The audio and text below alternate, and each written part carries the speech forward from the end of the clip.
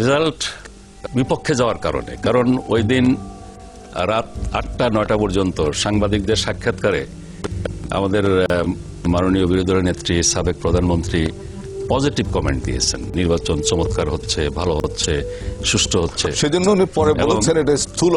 পরে তো স্থূল তো চোখে দেখা যায়, সূক্ষ্মটা দেখা যায় না, পরে বলা যায়। কিন্তু স্থূল কারচুপি হলো, কিন্তু রাত 9টা পর্যন্ত ওনার চোখে ধরা পড়লো না। এটা কেমন স্থূল?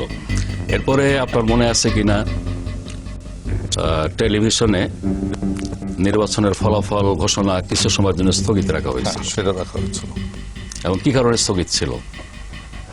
তারপরে তৎকালীন রাষ্ট্রপতির উপরে চাপ ছিল রেজাল্ট বাতিল করে দেওয়ার। এটা হয়নি বলে পরে এরকম একজন সম্মানিত ব্যক্তি সম্পর্কে তারা একটা অত্যন্ত অসম্মানজনক কমেন্টও করেছেন। যে এই কালচারটাই আমাদের রাজনীতি থেকে বিদায় দিতে হবে।